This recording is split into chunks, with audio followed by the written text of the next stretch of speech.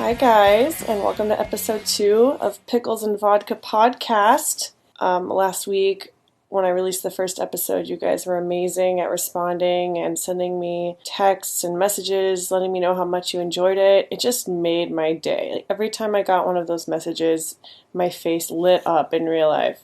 You don't even understand. I appreciate it so much. I just love the fact that anyone is even listening, and just feels super special. So this week, I'm super excited about recording because I have an actual human guest in the studio. He's replacing my cat. She's not here. She's terrified of strangers, so she's probably hiding somewhere upstairs under the couch. But my guest is an amazing person, super funny. I'm excited for you guys to be introduced to him. But before I do that, I just want to give you a rundown of my week, because it was surprisingly eventful. It didn't start out that way. It started out with me working like 6 days in a row, and that's never fun. I was pretty much a bundle of nerves at the beginning of the week because I did release the first episode of this podcast. And if you guys have ever recorded your own voice, you know how nerve-wracking it is to hear all the different mistakes that you make. I'm not even going to admit how many times I've listened to the first episode and analyzed it and freaked out about all the little things I found wrong with it, because it's embarrassing. And I ended up having to just not listen to it anymore. And I asked friends, did you notice these weird background noises? Did you notice how often I say, And they were like, no, you were fine. So I think part of it is me just being a perfectionist, but it's definitely a work in progress. I'm trying to be better about certain things. I'm trying to find better ways to record so there are fewer background noises. It's also hard when I live in a house with other people in a basement off a busy highway, but anyway, it's a work in progress. You guys get to be along for the ride, and I love you for that. So a couple days ago, my friend Taylor invited me to her office holiday party at the MGM Grand Casino. Super fancy location in Maryland. It's like a black tie event. I don't know what constitutes a black tie event exactly, but it was really fancy. People were wearing like floor-length ball gowns and shit. I don't own anything like that. So the night before, she and I went shopping at a thrift store because I'm broke. And I ended up buying this blue velvet bell-bottomed pantsuit. And let me tell you, it's the best $15 I've ever spent in my life. I felt super confident wearing it. And the best thing is I ended up getting Taylor to buy a pantsuit as well. So we both showed up to this event wearing these kick-ass pantsuits. Everyone loved it. It was a really fun night. One of the highlights happened during the office's annual raffle. First of all, in order to have your name in the raffle, you have to be a member of the company, which I wasn't. And so Taylor looked at me and she was like, oh, I wish you could be in this raffle. And I was like, it's okay. I just hope you win something cool, right? And then the first item was announced, and it was 2 bottles of wine. And she was like, wouldn't it be funny if I won this? Because then you could have one and I could have one. That would be perfect. And then the announcer puts their hand in the jar and draws out a name. And it's fucking Taylor. And we both look at each other and just lose it. And we're kind of drunk at this point. There was an open bar. So everyone on the table just thought we were crazy alcoholics. But it's cool. I got a free bottle of wine in my fridge right now. Don't really drink wine, but free alcohol is never bad. So yeah, that was really fun. I'm really excited to just wrap up this week and record this episode with my awesome guest, which I guess I'll now introduce. Do you want to just say what your name is and how old you are and what's your mental health history, basically? Okay, my name is Lorenzo. I am 25. You're 25? Yes, I thought you were my age. Yeah. Well, I turn 26 next year. In March. Okay. Yeah. It's just 1 year. It's not a big deal. Yeah. 25, and I have anxiety, and I have some ADHD tendencies sprinkled in there. It's like the sprinkling on my mental health Spice sandwich. Of life. Oh, yeah. So, do you have an official diagnosis? And if so, when did that happen? Yes. So, my It started in October of 2016 Okay. when I was in the military. I was diagnosed with anxiety with ADHD tendencies While you were in the military. while I was in the military. When did you join the military? I joined the military in September of 2011. So Okay. I had been in the military. So it was a while. Mm-hmm. Do you think the military caused it to come out, or had it always been there the whole time? And I would say that it was there in my whole life, but I didn't have the words to kind of describe what it was. I just thought that I was always like a ramped up kid, but I never really knew that like it translated to so many other facets of my life that when you become an adult, those things like really start to play out. You know, when you become an adult, you have real responsibilities, and your parents kind of can't shield you from things. So as I got older, went through the military, things just started to happen, and real life kicked in, and the anxiety started to really show. I can relate as a 26-year-old who is trying to get her shit together now. Ditto. I feel like I'm going through adolescence again, like for the second time. Yes. And this time it's harder because I don't have an excuse. Yes, I feel like I'm a teenager, but every mistake that I make is like a real mistake that has real consequences. Yes, it's terrifying. Guys, growing up sucks. It's like a video game, but you don't have 3 lives, you just have one. And it's like, okay, this is... Alright, this is too depressing. Sorry. No, okay, so when were you diagnosed? You said 2016? Yes. Okay. Yes.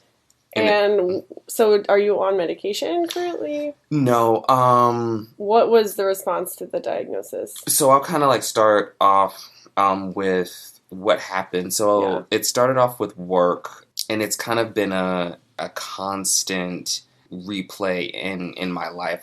The anxiety has always been there, but it really exacerbates itself when work is involved. When work is involved. When my work life is not really in sync, I become kind of like the white rabbit from Alice in Wonderland. Like I'm just like all over the place. My mind is like constantly going. So I was going through a lot of work stress. I was in Germany at the time. Oh yeah, that's right. You were in Germany. We need to talk about that too. Right. So I was in Germany at that time. I was by myself. Where I was stationed in Germany, it was like a very isolated. It wasn't like a huge city. I was isolated from everybody. So that's always hard. Yep. So the isolation, just that, and not having my friends there. Yeah. Because everyone leaves, and then having this work stress, it all kind of the snowball started to roll and to roll and to roll. It just blew up in your face. Right. And I didn't have parents to talk to because my parents are like all here, you know? So that's a really hard situation to be in. And so it kind of blew up in your face. And what happened when that happened? It's something I was in the office, and people had constantly like told me, have you ever thought of going to therapy? Have you ever thought of going to therapy? Yeah, of course. Everyone always likes to say that. Right. And I'm like, yeah, sure. That's cool. Who has time for that, though? Right. I'm thinking like, okay, therapy seems nice. I don't really understand what's sitting on my back and listening to like a shrink or something. Yeah. So after everything that I had tried, nothing really worked. So what did you try? I mean, I tried writing about it. Lorenzo's a writer, by the way. He writes poetry. Right, I write poetry. I tried writing. I tried talking about it. Which are all things that I like to suggest to people. Mm-hmm. But sometimes, like, therapy isn't for everyone, but sometimes you do need a professional to get in there because there's only so much you can do by yourself. With the skills that you have. Exactly. And it's unfair to project it on your friends, too, like, because they're not your therapist. Exactly. Most people, they're giving you advice from what they know. From what they know about you, and it's more of a personal lens. Like, I will say, I wasn't prescribed medication, but therapy was like my medication, and it helped me because it was someone giving me an objective point of view that no one else could. My parents, I mean, if I told my mom that I was going to therapy, I mean, most parents are like very protective of their children. So it's like, oh, no, you don't need therapy. You're absolutely fine. It's like, I raised you great. Exactly. And my mom is just, when I had to explain to my mom, like, no, this is a real thing. Like, I need to actually talk to someone. So you started seeing a therapist. Mm-hmm. What happened then? Things started to turn around. I started to come up with new tools with dealing with stress and anxiety attacks. It's funny.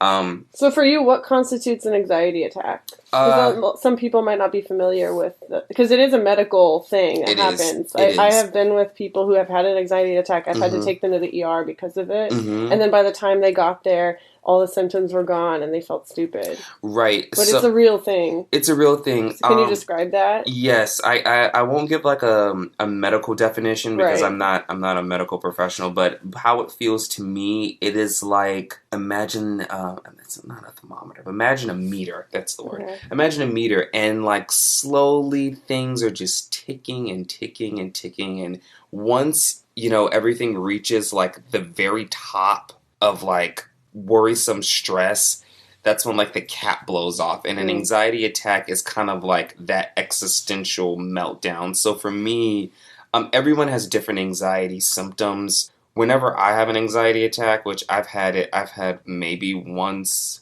or twice a month. Oh wow, that's pretty frequent. Yeah, but I have them kind of by myself. But they happen by yourself. They tend to. I don't really have them around people because I'm in the moment. But when I'm by myself, and that can be when they're the most harmful when you're by yourself. By yourself. Ooh. Right. So it's like I become very, very.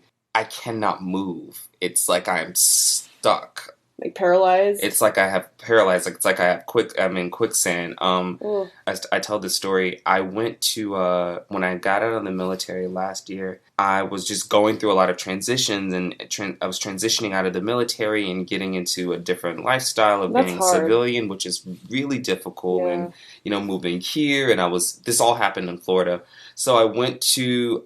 You're from Florida originally, right? From Florida. I was vacationing with my family, just visiting them, and it was just a lot of like stuff, a lot of like applying to schools, applying to jobs, where am I going to live, where I'm going to be in DC. So many unknowns. Right. And I just had a meltdown in my mom's house, and I just had an anxiety attack. Yeah.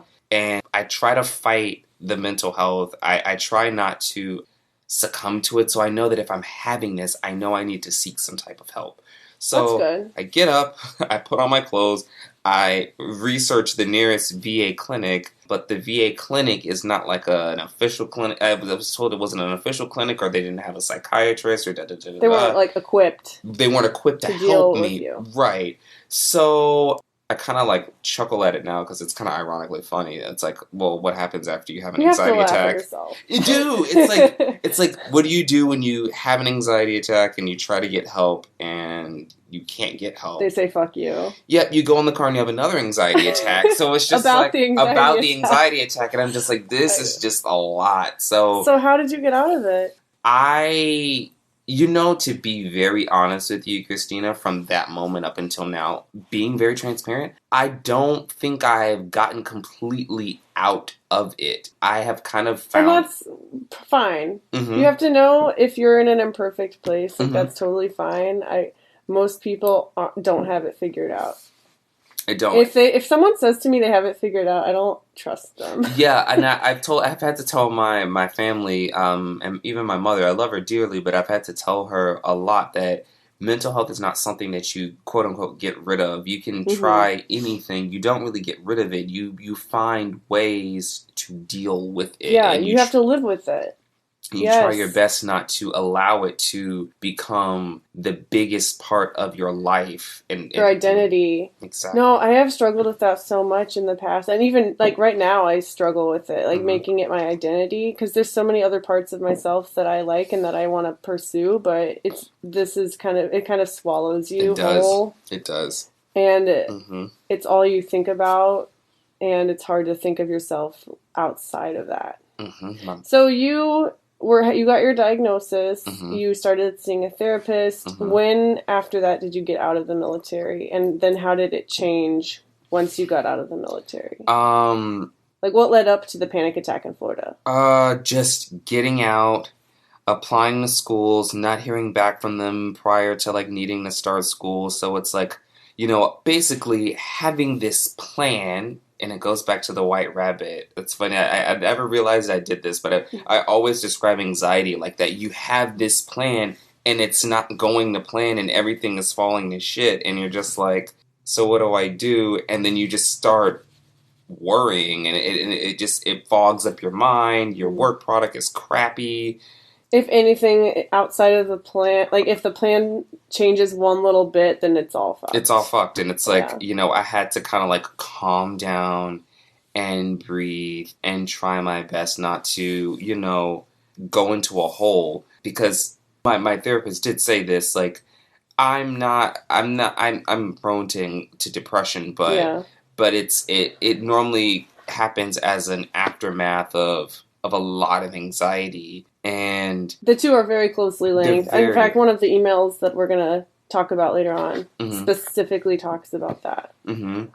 The more that I talk to people, the more I realize, like, no one has just one thing. No. Everyone has comorbidities. When I say that I have anxiety with ADHD tendencies, that's how they described it. Yeah. It basically means when I am worrying, everything in my life is just chaos. Not chaos in like things are on fire, but it's like I'm late to work. I'm just like all over the place. I forgot my belt. It's just like I'm not me. Things are they're not in their place. I'm always in panic mode all the time. You don't feel like yourself. I don't feel like myself, and I just feel like I get tired. And with depression, I know how depression kind of takes over with me. I don't self-harm, but I know that when I'm in a depressed slump, the biggest thing with me is eating. I just, my appetite is just like... Not like there. When I have... Would you describe it as an eating disorder? I will say in high school, I did have one. And that was linked to depression. So was it restricting, like just not eating? Yeah, but it was so weird because I've never really... the therapy, it was for 2 years. We didn't really get into that as much, but I wanted to, but we just didn't have time. Yeah. In high school, with the eating disorder, it wasn't something that was a conscious thing. Yeah, like, it's one of those things you just kind of realized that was going on later in life. I just don't like eating. I just, whenever I'm in a funk, it's funny. It's a coping mechanism. It's like, in your mind kind of just, like, forgets my mind. When I am working on a project, whenever I am depressed, whenever I'm when I have an anxiety attack, I just put something on my stomach. It actually like makes me want to throw up. That's crazy. Because it's just like I don't want to eat anything. And I just want to focus on whatever this thing is. Yeah, and I think a lot of times eating disorders are not in any way about looks or weight or... they're just subconscious coping mechanisms that you do maybe without realizing it. You don't realize, yeah. And I don't even know how, but it helps. I still have to explore that. Like you didn't do it for any particular reason. It's just a natural reaction you had. It was my mother who realized it. She realized it. No one else realized it. She realized it, and if she didn't say it was... This is another... I have to write a movie about this. Write a movie. I was in high school, and my mom picked me up from school, which was very weird because I always took the bus. She didn't normally pick you up? Never. She works as a nurse, so she always, if at any time during the day, she was working at that time. So why she was picking me up was weird. And she told me that we were going to the dentist, but I didn't need to go to the dentist because I had already had my checkup. And then it ended up becoming... we're in a therapist's office, and I think shit. Yeah, so I think that maybe that's why the whole idea of therapy, you're kind of skeptical of it because you got blindsided with therapy at a young age, and right? So, oh man, that's crazy. Yeah, she had to force me to. So, are you seeing a therapist now, currently? No, I'm looking for one in the area. I had someone that I wanted to see, but of course they're awesome, so they're like extremely booked. So, of course. Mm-hmm. They're either booked or they're out of your network. Exactly. Yep. So I have to try to find a way to, I really do need to see a therapist, and my My therapist that I had in Germany told me that relationship-based therapy, like the idea of going to a therapist every week on a day, reserving an hour of your time to see somebody to talk to about you, that is something that I need. Yeah. And I don't take medication only because, now I'm being very transparent, that is the one part that I'm kind of afraid of. I tried it. You're afraid of side effects? Mm-hmm. Yeah. I mean, that's valid. I've thought about it, and I know that your podcast is all about transparency. Mm-hmm. That is something that I still think about. Like, maybe I do need it, or it would help. No, medication is really scary. And it's not for everybody. I hate it when people are like, I'm never going to go on medication because then that's a fake remedy. And then I also hate it when people are like, it's going to fix all your problems. No. It's all about balance, and it's all about the individual. Mm-hmm. Everyone's needs are different. And that actually ties into one of the emails that I got. Mm-hmm. First of all, is there anything else you want to add about your story? Like, do you have advice for people? So you are going through a lot right now. Mm-hmm. You're transitioning from military to civilian life. Mm-hmm. You're 25. Mm-hmm. Is there anything you wish you would have done differently, like as a young man? I think that, and this is the advice that I give myself every day. So Cool. It's not just something that I've learned. It's something that I am still learning and I need to master. And it's anxiety teaches me to look at things slowly.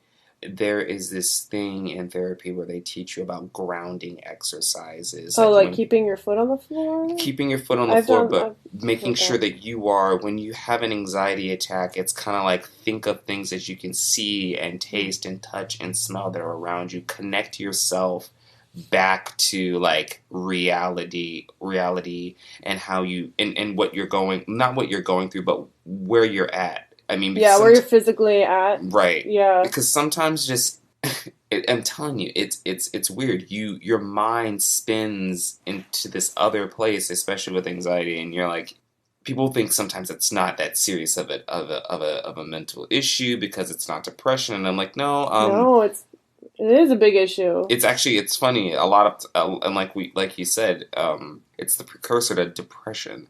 I think once you hit depression, it's kind of a point where you're like, you tried, or you feel that you've tried everything, and you're in this slump. Like, depression doesn't just like arrive at your doorstep. It's something that grows over time, and those symptoms, it doesn't occur in a void. Mm-hmm. So ground yourself. Try your best. Advice. Ground yourself and take a moment to kind of look around and see the bigger picture. The bigger picture. Yes.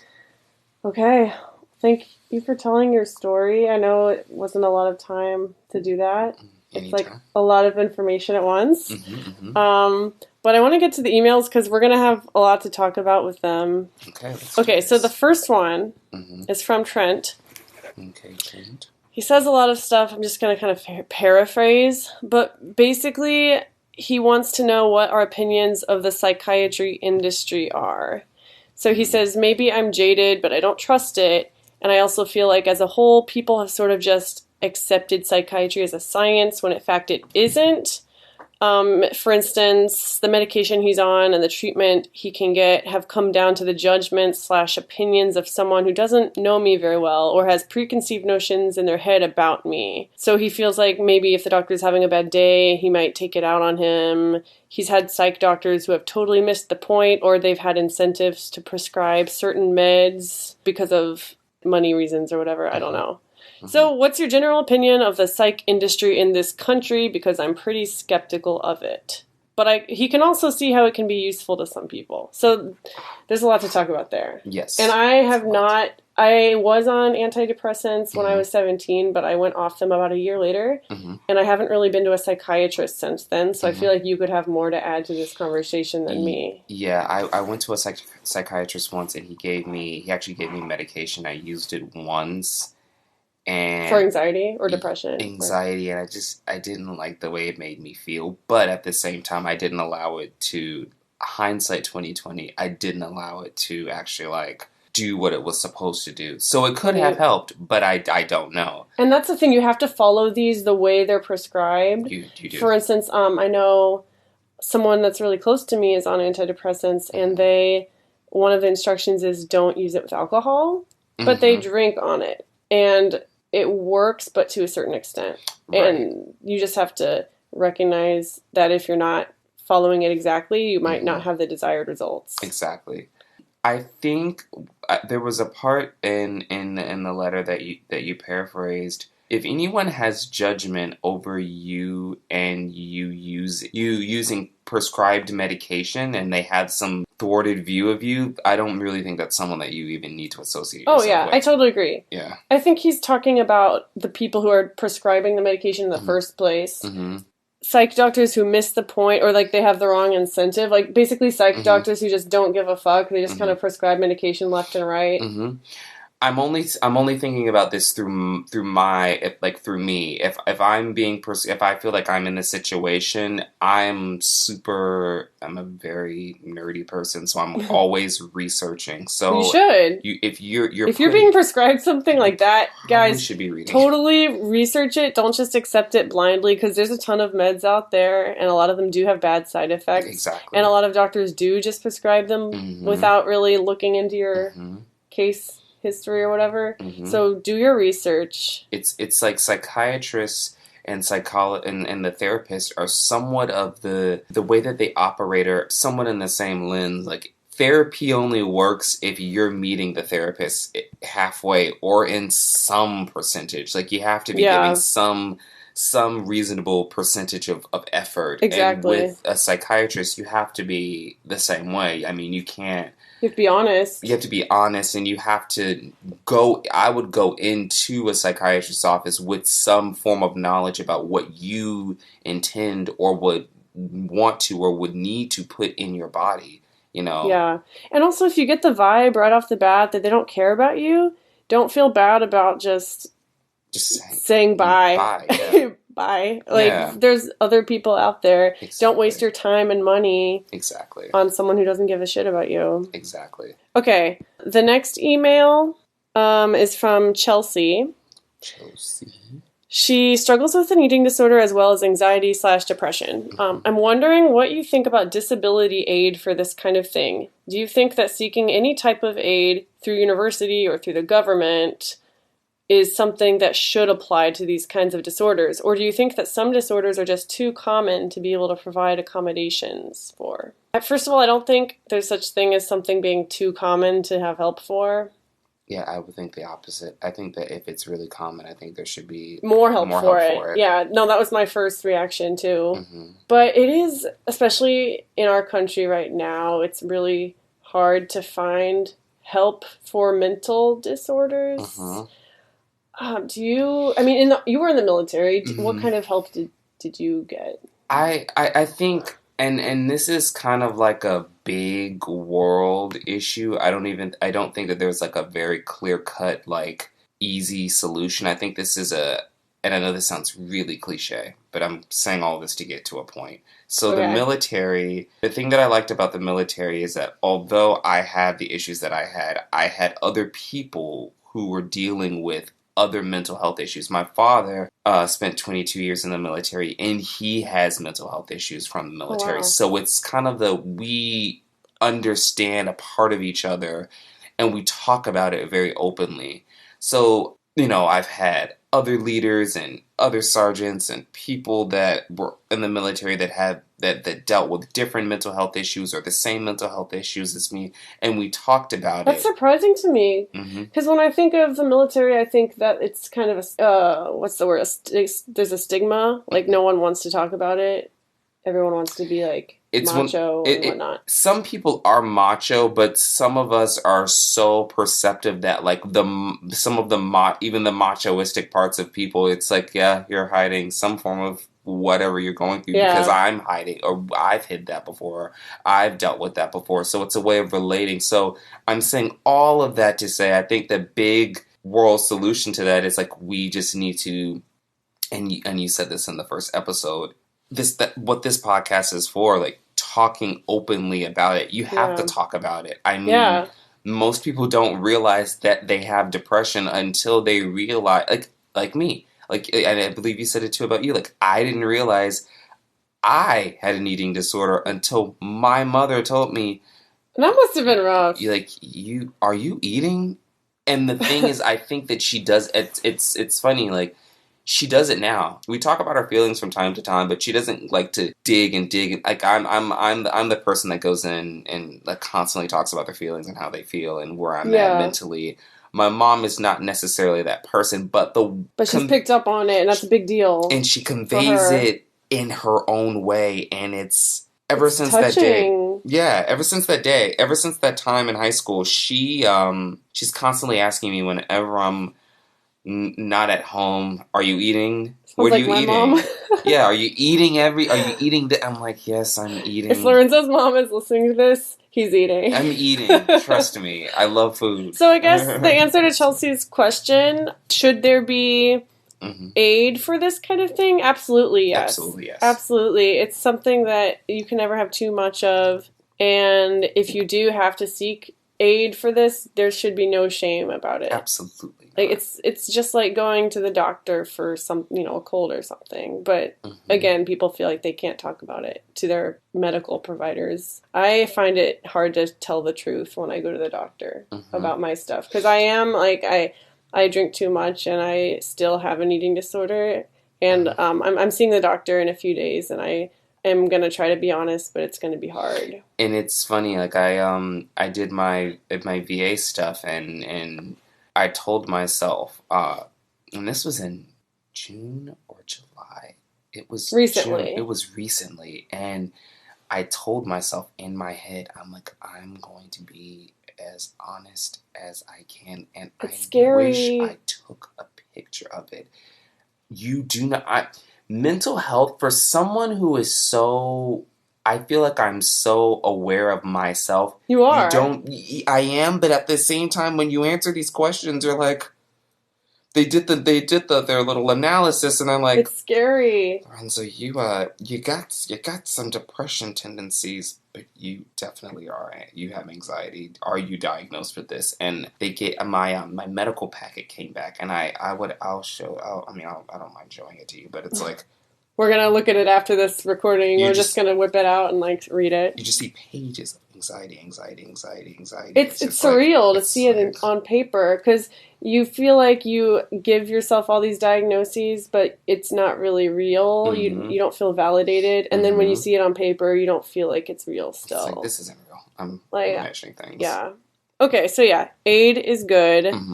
Okay, so we're going to touch on one more email. This isn't really a question. Oh, hey May, how are you? We have a dog in here. She's my ex's. She's a Great Dane Greyhound mix. The cutest thing. I might cut this out. I might keep it. I don't know. We'll see how. But yeah, she's in the background whining for attention. She's coming over. She's coming over. She wants to be a guest on the podcast. Okay, so this person, Stacy, she's 24. She had told me before that she had experience with depression, and she works in the education field. Okay. And I was really curious about how depression played into that. So she basically emailed me with her whole life story, which is awesome.